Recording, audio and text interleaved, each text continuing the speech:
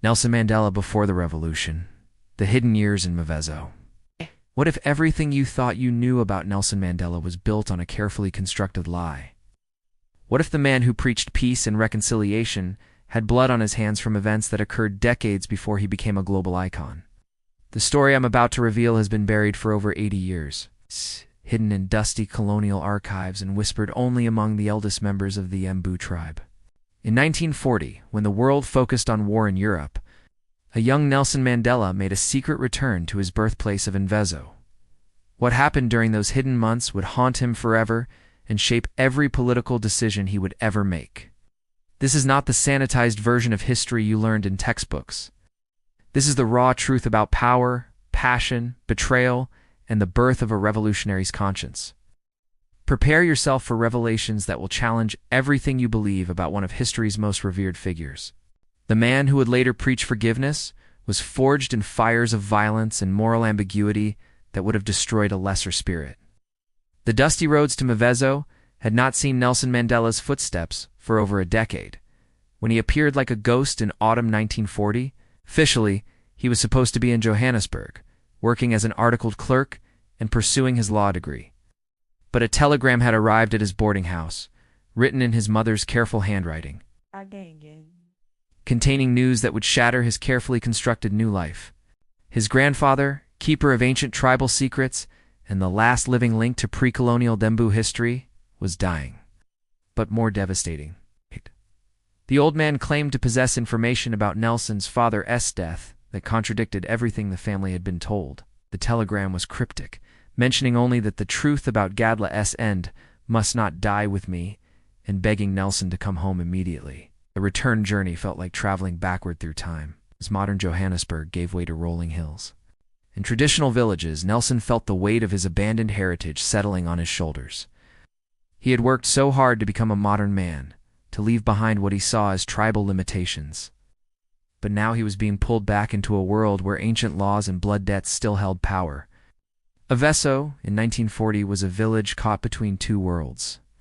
Colonial administrators had imposed new boundaries and regulations, but beneath the surface, the old ways persisted. Traditional healers still held court under ancient trees. Disputes were settled according to customary law, and whispers of ancestral spirits carried on the evening wind. His mother's homestead overlooked the Mobash River, the same river where Nelson had played as a child, where he had learned to swim and first heard stories of great warriors and wise chiefs. But now the familiar landscape felt charged with menace, as if shadows from the past were reaching out to reclaim him. The reunion with his mother was bittersweet. Nozakini Fanny had aged dramatically, her face lined with worry, her once strong hands trembling with arthritis. But her eyes still blazed with intelligence and determination. That first night, as they sat by the fire with African bush sounds surrounding them, she began to tell him truths that would redefine everything he thought he knew about his family, his heritage, and himself. The truth about his father's death was more devastating than Nelson could have imagined. Gadla Henry Mandela had not died of lung disease, as the family had always believed. He had been poisoned, murdered by rivals within the tribe, who feared his growing influence and resistance to colonial authority. The revelation hit Nelson like a physical blow, forcing him to confront that his world had been built on lies. But the conspiracy went deeper than political rivalry. His grandfather, speaking in whispers from his deathbed, revealed that the poison had been administered by someone within their own family circle, someone who had been secretly collaborating with colonial officials to eliminate traditional leaders who refused to submit to white authority. The betrayer had been rewarded with land and position, while Gadla's family had been left to struggle in poverty. The old man's eyes burned with fever and fury as he named the traitor, Dalawanga. Nelson's own uncle, who had presented himself as a loyal brother and protector after Gadla's death. For years, he had played the role of grieving relative while secretly celebrating the elimination of a rival to his own ambitions. The knowledge that his father's brother had been responsible for orphaning him filled Nelson with a rage unlike anything he had ever experienced. Sleep became impossible as Nelson wrestled with this new reality. Everything he had believed about honor, family loyalty, and traditional values crumbled. The uncle who had attended family gatherings, who had offered advice and support, who had spoken movingly about Gadlaw's memory, had been living a monstrous lie for over a decade. The grandfather's revelations were not finished. On the third night, the dying man revealed that De Luongo was not acting alone. A network of collaborators existed within the tribe, traditional leaders who had sold their souls to colonial authorities in exchange for positions and privileges. They met in secret, reporting on any signs of resistance or traditional practices that might threaten colonial control. The knowledge was a burden that seemed too heavy to bear. Nelson realized that his return to Mvizo had been more than a family visit. It had been an initiation into a shadow world where nothing was as it seemed, where ancient bonds of kinship had been corrupted by collaboration and betrayal. What do you think about these shocking revelations? How would you react if you discovered such devastating truths about your own family? As his grandfather's breathing grew labored and death approached, the old man made Nelson swear an oath that would change everything. He must not allow this knowledge to die with them. The collaborators had to be exposed, and justice had to be served, not through colonial courts that would protect their allies, but through traditional methods. Blood called for blood, and the spirits of ancestors would not rest until betrayers faced consequences. The revelation that shattered Nelson's world came not from an enemy, but from someone he had trusted completely. His cousin Justice, who had shared his escape from traditional life years earlier, who had been his closest confidant, had been secretly reporting his activities to the very network of collaborators his grandfather had warned him about. The discovery came by accident through a letter Nelson glimpsed in Justice's belongings. Written in a colonial administrator's careful script and containing details about Nelson's presence in Mvezo, his relationship with Namsa, and even quotes from private conversations they had shared, the betrayal cut deeper than any physical wound, forcing Nelson to confront that no one in his life could be trusted completely. Justice's motivations were as complex as they were devastating. Colonial authorities had promised him a position in native administration, a chance to escape poverty and limitations that defined traditional life for most young African men. In exchange, he needed only to provide information about potential troublemakers and resistance activities. What had begun as minor intelligence gathering had evolved into comprehensive surveillance, monitoring every aspect of traditional life. The confrontation between the two men took place in the same courtyard, where they had played as children, where they had dreamed of escape and adventure, where they had sworn eternal loyalty to each other. They faced each other as enemies, bonds of blood and friendship dissolved by political necessity and personal ambition. Justice's defense was that he was trying to protect Nelson, that the information he provided helped colonial authorities understand that Nelson was not a serious threat.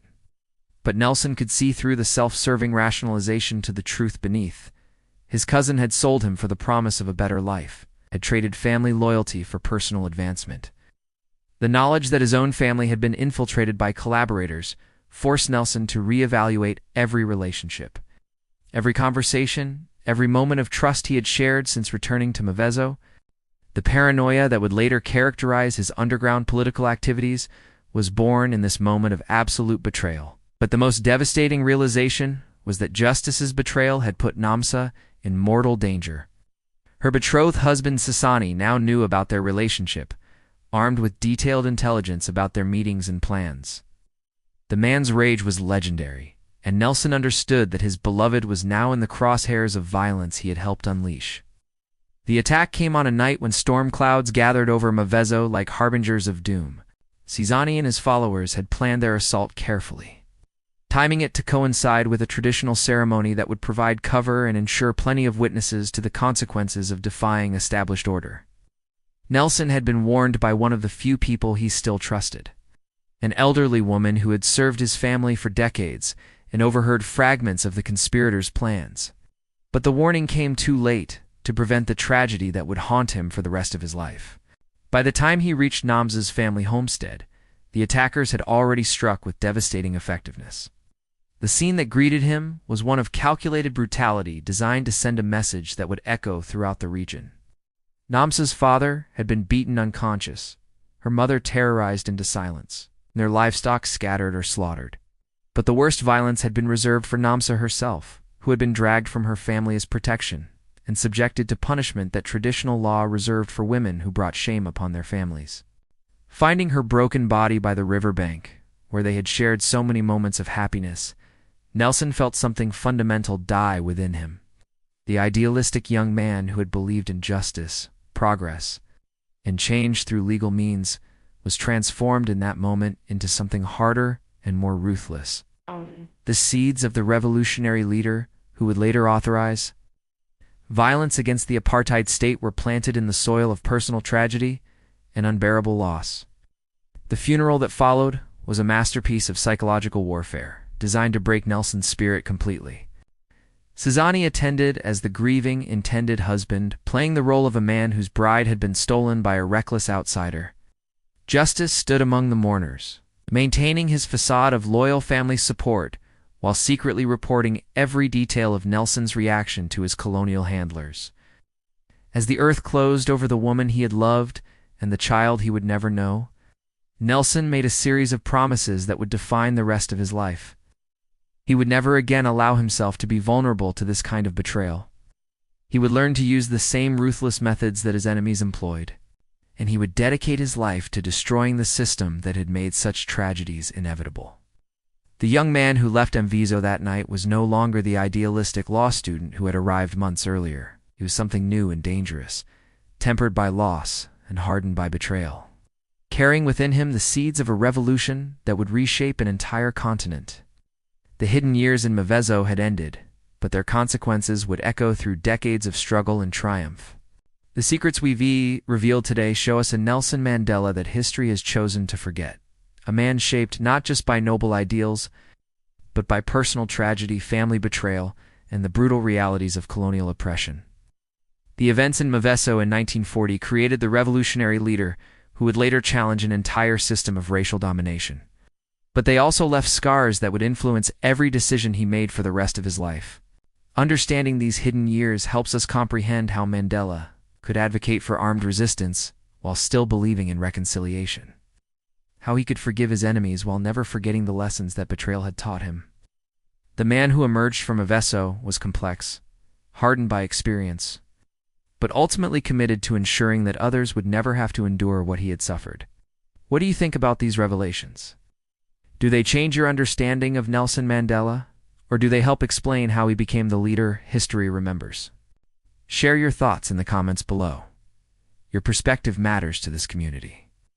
If this untold story has moved you, subscribe to our channel for more hidden histories that reveal the human stories behind legendary figures. Hit that notification bell so you never miss our exclusive investigations. Don't miss our next episode where we'll explore Mandela's first years in the underground resistance, the dangerous alliances, secret training, and moral compromises that transformed a grieving young man into the strategic mind behind the ANC's armed wing.